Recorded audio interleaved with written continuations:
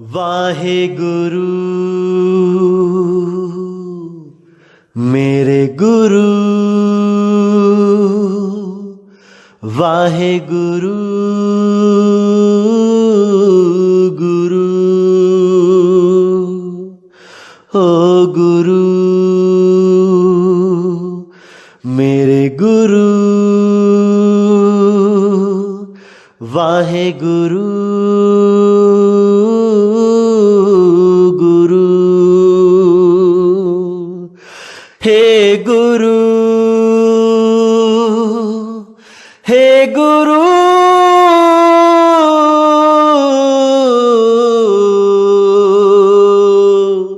मेरे गुरु, गुरु, हे गुरु, हे गुरु, वाहेगुरु गुरु, वाहेगुरु, वाहे गुरु, हे गुरु, गुरु, हे कबीर मेरे गुरु।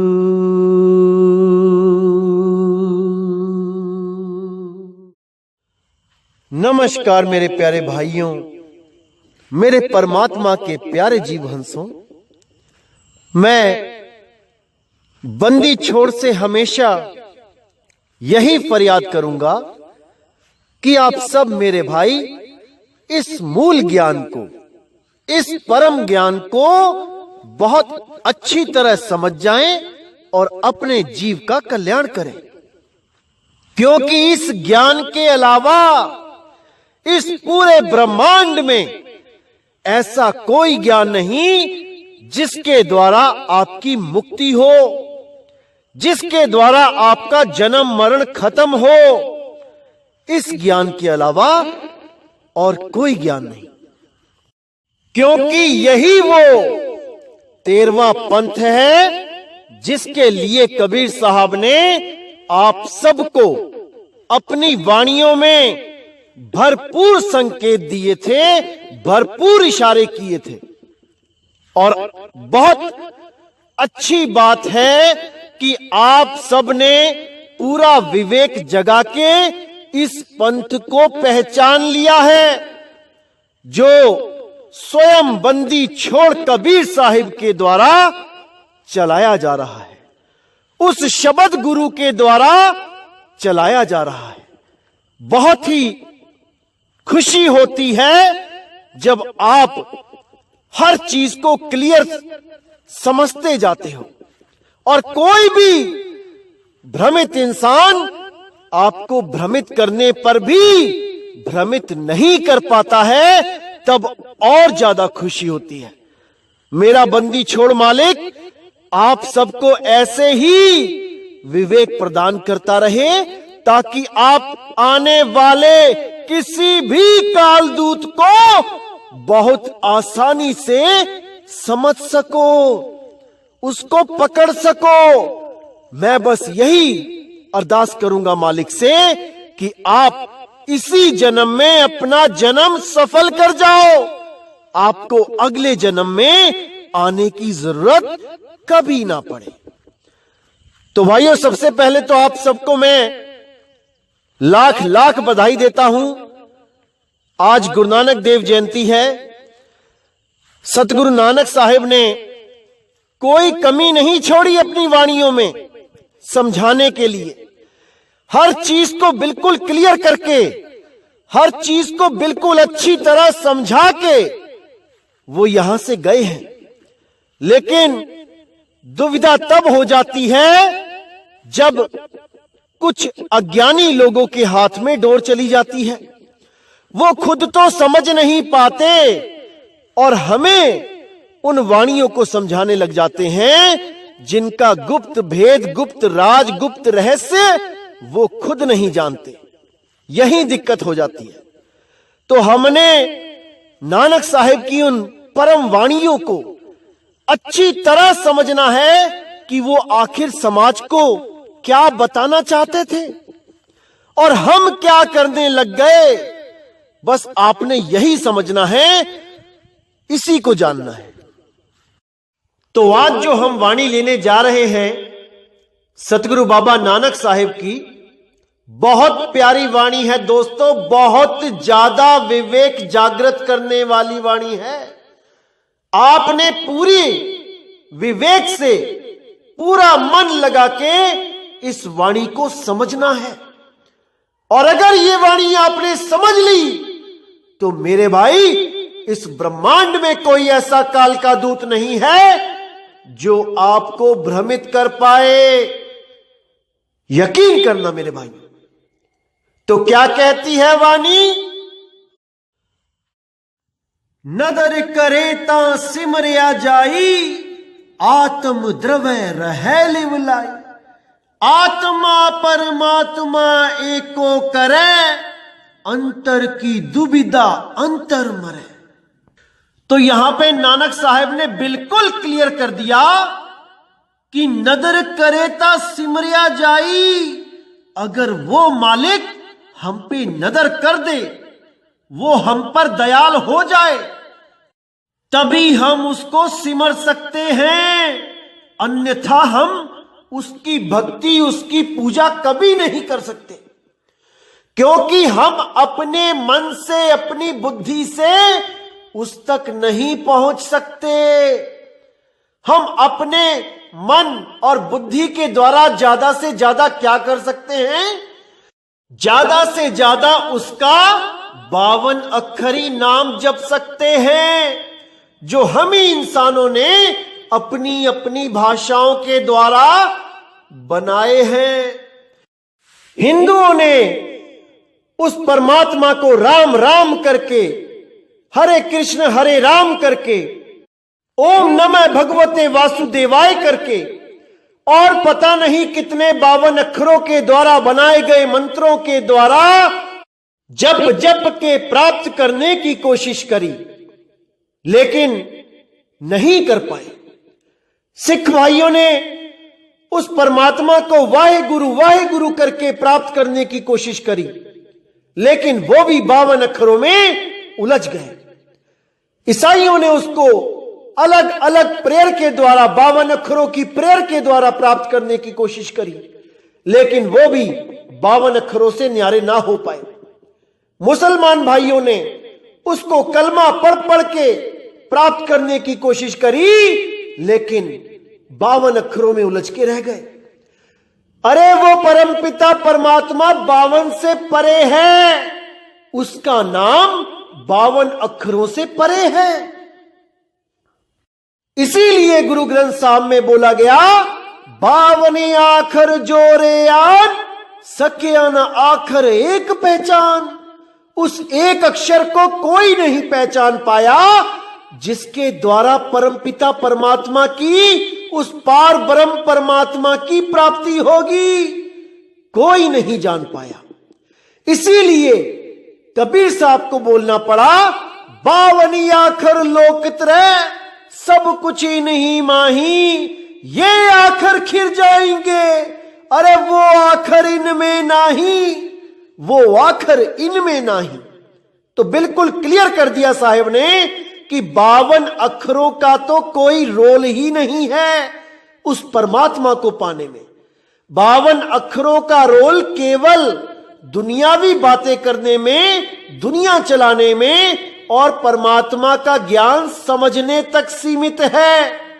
इन 52 के द्वारा हम उस मालिक की महिमा सुन सकते हैं, उसके ज्ञान को समझ सकते हैं, लेकिन 52 के द्वारा हम उसको प्राप्त नहीं कर सकते, नहीं कर सकते, नहीं कर सकते।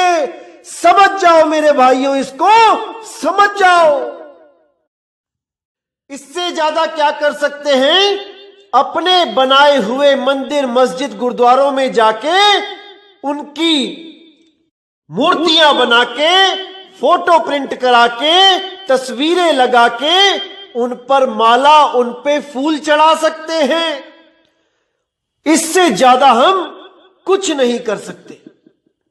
या और भी ज्यादा आगे जाओगे तो केवल अपने शरीर में ध्यान कर सकते हैं। कोई नाभि चक्र में ध्यान करके सोहंग का जाप करने लगा, कोई कंठ चक्र में ध्यान लगाने लगा, कोई आज्ञा चक्र में ध्यान लगाने लगा, कोई नाक का अगला भाग जो नाक की कुमली होती है वहां पे ध्यान लगाने लगा, कोई गुदा चक्र में ध्यान लगाने लगा। सब के सब इन्हीं शरीरों के अंदर ध्यान लगाने लगे। इससे ज्यादा कोई कुछ ना कर पाया। इंगला पिंगला सुषमना के ही जाल में सब फंस गए। कोई भी इस जाल से बच नहीं पाया, चाहे वो किसी धर्म का, किसी मजहब का क्यों ना हो। सब के सब इंगला पिंगला सुषमना में, आज्ञा चक्कर में, तीसरे तिल में ही ध्यान लगाने लगे। और वहां पे जो मन राजा बैठा है उसके ही गुलाम हो गए। उस मन ने उन सब लोगों को जो भी ध्यान लगाता था उनको उनके गुरुओं के दर्शन कराने शुरू कर दिए। उसी ज्योत स्वरूप में, प्रकाश रूप में लाखों करोड़ों अरबों सूरज चमका दिए गए और उन लोग को ये विश्वास दिला दिया गया कि यही परमात्मा है, यही बंदी छोड़ है। और वो सारे के सारे इसी काल के जाल में उलझ गए। इससे अलग कोई नहीं हो पाया, कोई नहीं।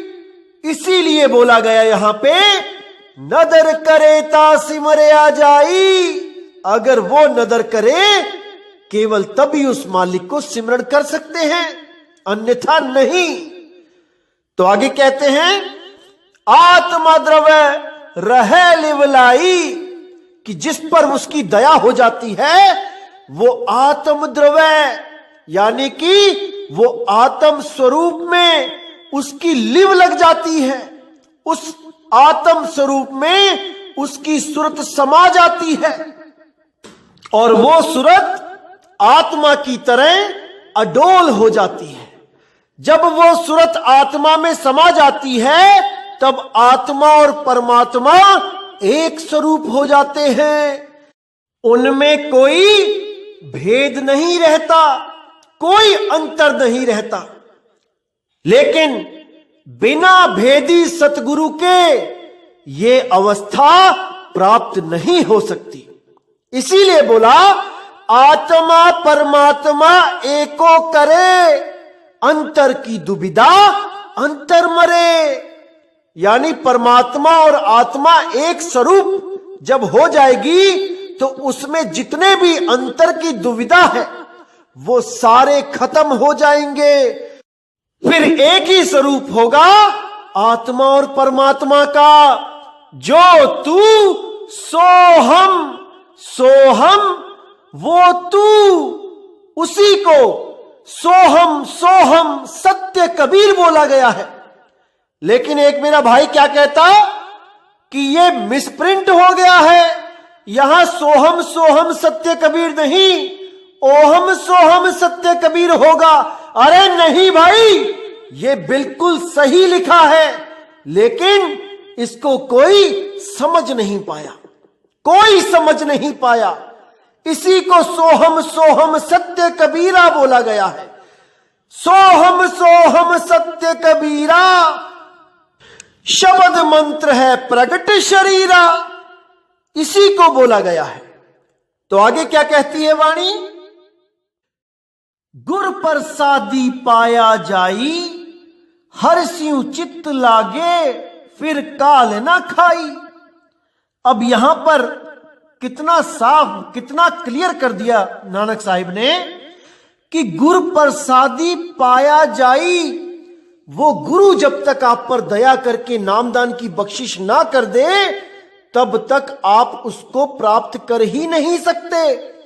चाहे कितना ही जोर लगा लो, जब तक वो गुरु के द्वारा दिया नहीं जाता वो सत्य नाम, वो सार नाम, तब तक आप जप तप इसी में ही उलझे रहोगे, इसी में ही अपना जीवन बर्बाद करते रहोगे। कुछ प्राप्त नहीं होगा इससे आपको सिवाय रिद्धियों और सिद्धियों के। आप बड़े बड़े रिद्ध सिद्ध बनके इस 3 लोक में अपनी महिमा गवाओगे और फिर दोबारा 84 में चले जाओगे। जन्म मरण से मुक्ति नहीं मिलेगी, क्योंकि वो केवल सार शब्द से मिलती है। तो क्या कहते हैं? गुर प्रसादी पाया जाई, हर स्यु चित्त लागे, फिर काल न खाई। एक बार अगर आपने उस सार शब्द को प्राप्त कर लिया, उसको अनुभव में ले आए, तो ये काल आपको खा नहीं सकता, ये काल आपका कुछ नहीं बिगाड़ सकता। इसीलिए बोला, सार शब्द आए जही विधि हाथा, तेही विधि काल नवावे माथा। वो काल आपके आगे सदा सदा के लिए अपना शीश झुका देगा और आप उस शीश के ऊपर चढ़ के उससे हमेशा हमेशा के लिए मुक्त हो जाओगे। लेकिन ये कैसे होगा? भेदी गुरु के द्वारा। बिना काल के सिर पे पांव धरे कोई मुक्त नहीं हो सकता, कोई नहीं। लेकिन उस विधि को जानना, उसको प्राप्त करना केवल तभी संभव होता है जब आपके जीवन में कोई भेदी सतगुरु आता है, जिसको उस परमात्मा ने हुक्म दिया होता है कि जाओ प्रचार करो। जिसको भी वो संत नामदान दे देता है, उसकी पूरी रक्षा परमात्मा के द्वारा की जाती है। अगर कोई चालाक व्यक्ति, धूर्त व्यक्ति, कपटी इंसान उस भेद को प्राप्त करके भी चला जाए और अपना अलग से गुरुडम चला ले, तब भी परमात्मा उस पर दया नहीं करता। परमात्मा उसको कभी माफ भी नहीं करता, क्योंकि वो परमात्मा के खिलाफ अपने आप को भेदी सतगुरु घोषित करने में लगा रहता है। तो उन लोगों के लिए केवल 84 में जाना ही लिखा होता है मेरे भाई, केवल 84 में जाना। तो आगे क्या कहते हैं? सच सिमरिए होवे परगास, ताते बिखिया मही रहे उदास। सतगुरु की ऐसी वडियाई, पुत्र कलत्र विचय गति पाई। देखिए कितना क्लियर कर दिया यहां पे नानक साहिब ने कि सच सिमरिए होए परगास, कि जैसे ही आप उस सत्य नाम, उस सार नाम का सिमरन सतगुरु के द्वारा प्राप्त करके जब भक्ति स्टार्ट करते हो, तो आपके जीवन में ऐसा प्रकाश होता है जिससे माया नाम की चीज से आप परे हो जाते हो। जो भी मन और माया के द्वारा यहां विस्तार किया गया है, वो आपको समझ में आने लग जाता है और आप उस मन माया से अलग हो जाते हो। सच सिमरिए होवे परगास, ताते बिखिया मही रहे उदास। उस सत्य को प्राप्त करके आप इस माया में भी, इस बिखिया में भी उदास रहते हो। आप खुश नहीं होते कि आपको दुकान बढ़िया चलने लग गई तो आपको खुशी होने लग गई, आपका मकान अच्छा बन गया तो आपको खुशी होने लग गई, या और भी कोई सुख आने लग गया जीवन में तो आप खुशी होने लग गई। आपको पता लग जाता है कि ये सब माया है, इस सब को मैंने एक दिन त्याग के चले जाना है। तो उस माया में रह के भी आप सदा उदास रहने लग जाते हो। सतगुरु की ऐसी वडियाई, पुत्र कलत्र विचय गति पाई। वो सतगुरु की ऐसी वडियाई है, वो शब्द गुरु की ऐसी वडियाई है कि आप अपने परिवार में रह के भक्ति करते हो और मुक्ति को प्राप्त कर लेते हो। कोई अगर आपको कहे कि आपको घर बार छोड़ के जंगलों में जाना पड़ेगा या आपको कुछ और करना पड़ेगा, तो नहीं मेरे भाई, आप घर में रह के भक्ति करके इस माया से, मोह से दूर हो सकते हो। विवेक के द्वारा, भजन के द्वारा जब आप नाम सिमरण करते हो तो आप में इतनी समर्थता आने लग जाती है कि आप इनमें रह के भी इनकी तरफ आकर्षित नहीं होते हो और आप कभी भी इस दुनिया को छोड़ने के लिए तैयार रहते हो।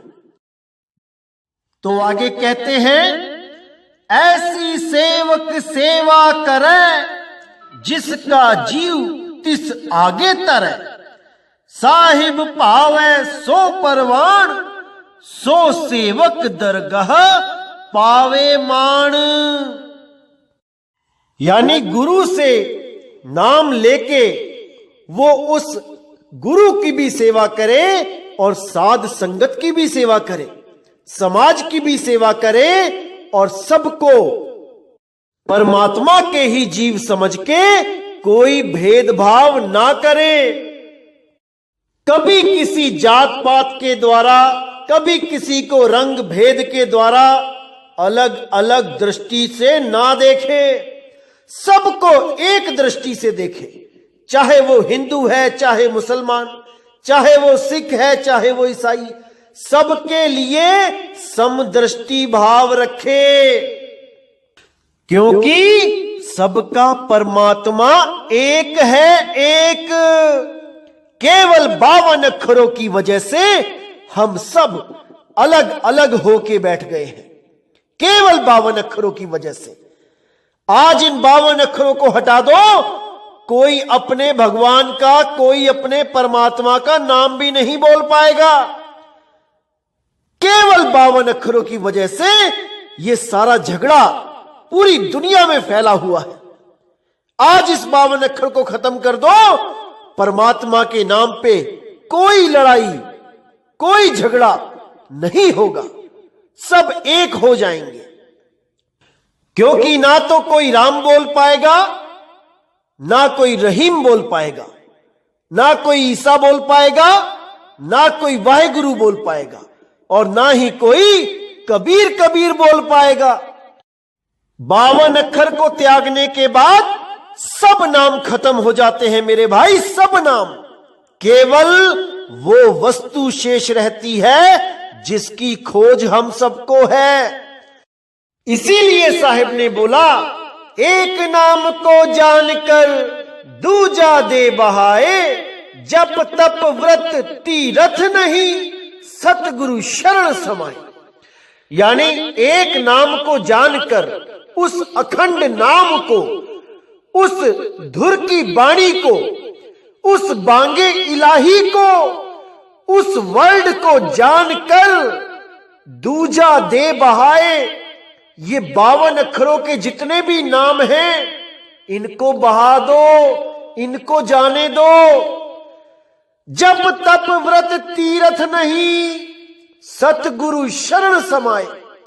कोई जप नहीं, कोई तप नहीं, कोई तीर्थ नहीं, कुछ करने की जरूरत नहीं रहेगी, केवल सतगुरु की शरण में आना होगा, उस अखंड नाद की शरण में आना होगा, उस धुर की बाणी की शरण में आना होगा, उस बांगे इलाही की शरण में आना होगा। तभी बात बनेगी मेरे भाई, तभी बात बनेगी।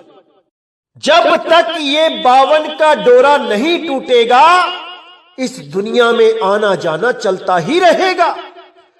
इसीलिए साहिब ने बोला, जब 52 का टूटे डोरा, सहजे छूटे काल झकोरा, फिर नहीं आए फिर नहीं जाए, उस सार शब्द में रहे समाए। उस सार शब्द सतनाम रूपी परमात्मा में आपकी सूरत हमेशा हमेशा के लिए समा जाएगी और जन्म और मरण सदा सदा के लिए खत्म हो जाएगा, खत्म हो जाएगा। तो आगे क्या कहती है वाणी, साहिब भावे सो परवान, सो सेवक दरगाह पावे मान। यानी जो भी परमात्मा के नाम पे सेवा करता है, परमात्मा के संतों की सेवा करता है, परमात्मा के भक्तों की सेवा करता है और परमात्मा के जीवों को जगाने के लिए अगर प्रचार में योगदान करता है तो उसके लिए बोला है कि साहिब भावै सो परवान। वो लोग, वो सेवक साहिब को भाते हैं, उस परमात्मा को वो अत्यंत प्रिय है, जो अपना भक्ति भी करते हैं और सेवा भी करते हैं। सो सेवक दरगाह पावे मान। इस प्रकार के जो सेवक होते हैं वो दरगाह में, उस मालिक की दरगाह में मान प्राप्त करते हैं, उस मालिक की दया प्राप्त करते हैं, उसका आशीर्वाद प्राप्त करते हैं और परमात्मा उन पर सदा सदा दयाल रहते हैं, सदा खुश रहते हैं ऐसे जीवों से। इसीलिए बोला गया सतगुरु की सेवा सफल है, जे को करे चितलाई। उस परमात्मा की सेवा सदा सदा सफल है, बस तन मन धन से उसकी सेवा में लग जाओ। तो आगे कहते हैं सतगुरु की मूरत हृदय बसाए, जो इच्छे सोई फल पाए। साचा साहिब कृपा करे, सो सेवक जमते कैसा डरे। अब यहां पर क्या होता है, कई बार इस वाणी को ना समझने के कारण कुछ लोग क्या करते हैं, जो उनका देही गुरु होता है उसकी मूरत यानी उसकी शक्ल को ध्याने लग जाते हैं, उसको परमात्मा की मूरत मान लेते हैं, परमात्मा की सूरत मान लेते हैं, जबकि ऐसा बिल्कुल नहीं करना होता है। मैंने कई बार बोला है कि हां, गुरु को परमात्मा मत मानो, लेकिन परमात्मा से कम भी मत मानो। उसकी इज्जत करो, मान करो, सारी उम्र उसकी सेवा करो, आपको जरूर उसका लाभ मिलेगा, उसका फल प्राप्त होगा, मुक्ति मिलेगी। लेकिन एक मनुष्य को परमात्मा नहीं मानना है, परमात्मा की सूरत नहीं है मनुष्य जैसी। इसीलिए गुरबाणी में बोला गया था अविनाशी प्रभवन महिरात, मानक की तू प्रीति त्याग। इस गलत फहमी में कोई ना रहे कि वो परमात्मा मनुष्य जैसा है, कदापि नहीं। वो परमात्मा बेअंत है, बेअंत, जिसका कोई ना तो आद है और ना ही अंत है। वो एक शब्द धुन है, शब्द नाद है, उसी को अनुभव करना ही परमात्मा से साक्षात्कार करना कहलाता है। वो अनंत है, उसी के लिए बोला गया धुर की वाणी आई, जिन सगली चिंत मिटाई। वो धुर की वाणी, उसी को बांगे इलाही बोला गया है। वो बांग है, इलाही की बांग है, जिसका कभी अंत नहीं होता। ये मस्जिद में जो 5 टाइम की बांग दी जाती है, ये तो शुरू और खत्म होती है, ये शुरू भी होती है और कुछ मिनट में खत्म भी हो जाती है।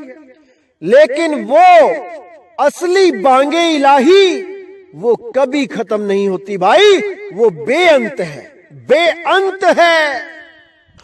तो यहां क्लियर बता दिया गया कि उस शब्द गुरु का पहले स्वरूप जानो, गुरु से अच्छी तरह समझो कि वो सतगुरु का स्वरूप कैसा है, फिर उस स्वरूप को अपने हृदय में बसा लो, एकाकार हो जाओ, उसको अच्छी तरह समझ बूझ के उससे अपनी सूरत को जोड़ लो।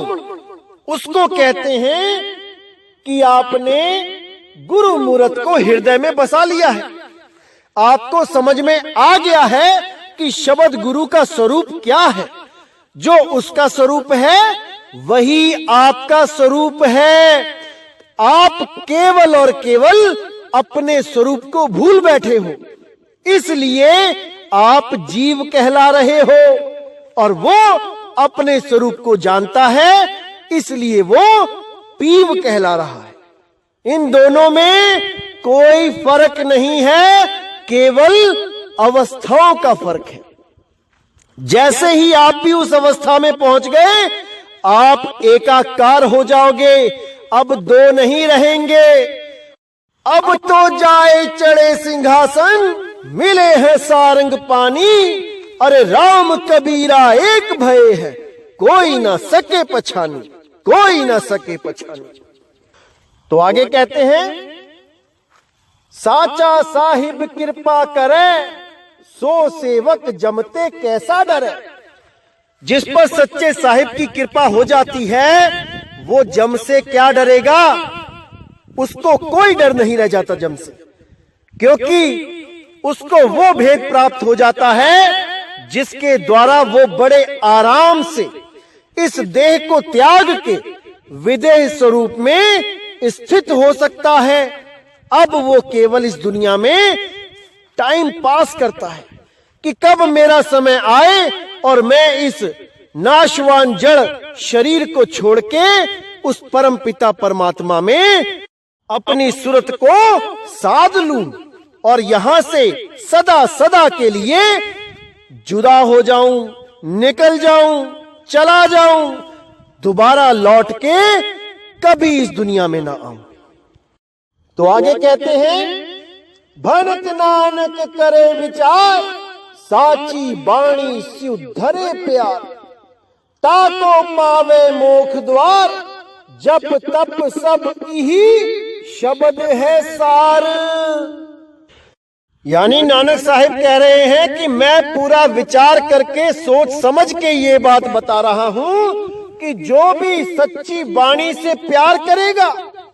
अब विचार करना मेरे भाइयों कि सच्ची वाणी अगर बोला गया है तो झूठी वाणी भी तो कोई होगी, तभी तो सच्ची वाणी पर विशेष जोर दिया गया है कि केवल सच्ची वाणी से प्यार करना है।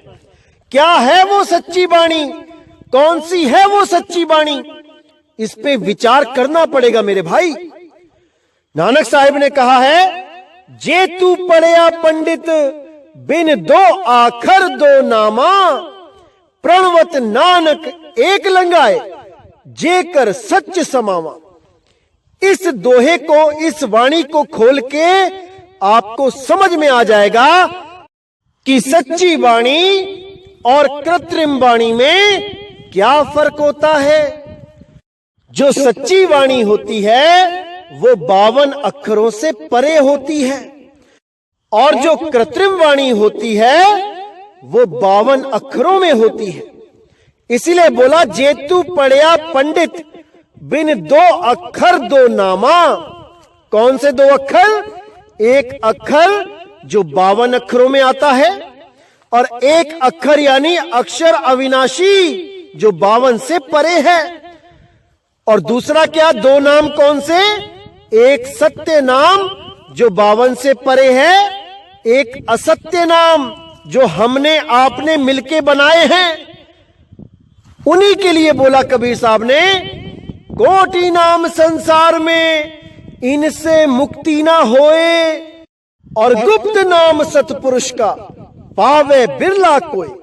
अब कुछ नादान लोग ऐसे भी हैं दुनिया में जो 5 नाम लेकर बहुत खुश हो जाते हैं। कहते हैं देखो परमात्मा का तो एक ही नाम बहुत होता है मुक्ति के लिए, मेरे गुरु ने तो 5-5 दे दिए। अरे 5 छोड़ो, 5 करोड़ मिल जाए तब भी तुम मुक्त नहीं हो सकते मेरे भाई, नहीं हो सकते। इसीलिए बोला गया ना, कोटि नाम संसार में, करोड़ों नाम है संसार में, इनसे मुक्ति ना होए, गुप्त नाम सतपुरुष का पावे बिरला कोई। वो गुप्त नाम क्या है? वो है विदेह नाम। उस विदेह नाम का जब तक आपको भेद ना पता लगा, कोई मुक्त नहीं हो सकता। जिसके लिए साहिब ने बोला, ध्यान विदे और नाम विदेहा, 2 लख पावे तो मिटे संदेहा। जब तक इन दोनों का आपको ज्ञान नहीं हो गया, आप कुछ भी कर लो, कितना ही ध्यान लगा लो, कुछ नहीं हो पाएगा। आप निकल ही नहीं सकते इस काल के जाल से, क्योंकि ये विदेह नाम केवल उस जीव हंस को दिया जाता है जिस पर अटल विश्वास हो चुका हो। जब कोई भी जीव चतुर चालाकी छोड़ के, कपट भाव छोड़ के, अपने मन में जितने भी द्वेष है उसको छोड़ के सतगुरु की शरण में आके उसकी सेवा करता है, सतगुरु द्वारा बताए हुए मार्ग पे चलता है, तो गुरु उस पे दया करके उस विदेह नाम की बख्शिश कर देते हैं। और जिस दिन वो बख्शिश हो जाती है, उसके बाद उस जीव को रोकने वाला कोई पैदा नहीं होता, कोई नहीं रोक सकता उसको। जिस पर गुरु के विदेह नाम की छाप लग जाती है, उसको कोई नहीं रोक सकता मुक्त होने से। तो उस विदेह नाम को प्राप्त करने के लिए मेरे भाई गुरु की सेवा करनी होती है, गुरु का विश्वास जीतना होता है। विदेह ध्यान तो कई पंथों में बताया जाएगा, अलग अलग पंथों में बताया जाएगा, लेकिन विदेह नाम कोई नहीं बता सकता, कोई नहीं। केवल बंदी छोड़ कबीर साहब ही आके बताते हैं, वही असली पंथ होता है, नहीं तो नकली तो हजारों चल रहे हैं। विदेह ध्यान बताने वाले हजारों मिलेंगे, लेकिन विदेह नाम बताने वाला कोई नहीं मिलेगा, कोई नहीं मिलेगा। तो कहते हैं, साची पानी से उधरे प्यार, ताको पावे मोख द्वार, जप तप सब यही शब्द है सार। यानी कि अगर जीव को सच्ची धुन से, सच्चे परमात्मा से, सच्चे शब्द गुरु से प्रेम हो जाए, तो काल उसका बाल भी बांका नहीं कर सकता। ताको पावे मोख द्वार, जप तप सब यही शब्द है सार। यानी कि वो मोख द्वार अब दूर नहीं रह जाता। उस मोख द्वार यानी मुक्ति के दरवाजे का भेद बता दिया जाता है, और उस द्वार पे जो अखंड नाद है उसका भेद बता के जीव को सदा सदा के लिए मुक्त कर देता है बंदी छोड़। और सार शब्द के अलावा जितना भी ये जप तप व्रत तीर्थ पूजा कुछ भी है, वो कुछ करने की जरूरत नहीं रह जाती, क्योंकि साफ बोल दिया, जप तप सब यही शब्द है सार। यानी जितने भी जप हैं, जितने भी तप हैं, जितनी भी पूजाएं हैं, ये सब सार शब्द में ही आ जाती हैं। अलग से कुछ करने की जरूरत नहीं रहती मेरे भाई, नहीं रहती। इसी के लिए बोला गया है गीता में अध्याय 3 का श्लोक नंबर 17 और 18 में, कि जो भी इंसान, जो भी जीव सतगुरु से नाम लेके आत्म ज्ञान को प्राप्त करने के लिए तत्पर हो जाता है, उसके ऊपर कोई भी नियम लागू नहीं होता कि वो मंदिर जाके पूजा करे, कि वो आरतियां बनाता फिरे, कि वो मंत्रों का जाप करता रहे, कि वो तपस्या करने जाए, कि वो तीर्थ व्रत पूजा करे। कुछ भी लागू नहीं होता आत्मज्ञानी के लिए। आत्मज्ञानी इन सब बंधनों से मुक्त हो जाता है, सदा सदा के लिए मुक्त हो जाता है मेरे भाई, क्योंकि उसको भेदी गुरु के द्वारा सार शब्द का ज्ञान हो जाता है। इसी को मुक्ति कहते हैं मेरे भाई, इसी को मुक्ति कहते हैं। तो जो लोग सतगुरु से भेद प्राप्त करके भक्ति करके उस अवस्था को प्राप्त होते हैं, उनका आत्मा परमात्मा का मिलन हो जाता है, और ये काल से सदा सदा के लिए छुटकारा हो जाता है मेरे भाई, सदा सदा के लिए छुटकारा मिल जाता है। तो यहां मैं विराम देता हूं सत्संग पे, और आप लोगों को मैं बताना चाहूंगा कि बहुत जल्द दुबई में हमारा सत्संग होगा बंदी छोड़ की कृपा से, और आप सब मेरे गुरु भाइयों की योगदान से, जो आपने इस प्रचार प्रसार में सेवा करी है, मालिक जरूर आपको मुक्ति देगा।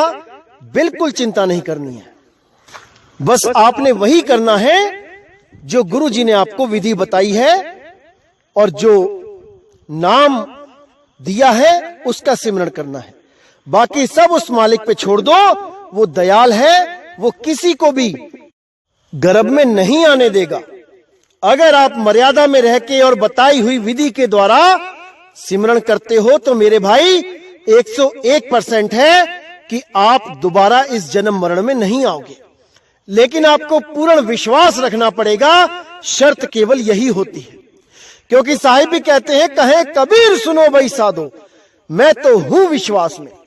आपको परमात्मा पे विश्वास है और आपके पास सही नाम है तो मेरे भाई कोई नहीं रोक सकता आपको। जहां आशा तहां वासा हुई और वाह को रोक सके ना कोई नहीं रोक पाएगा।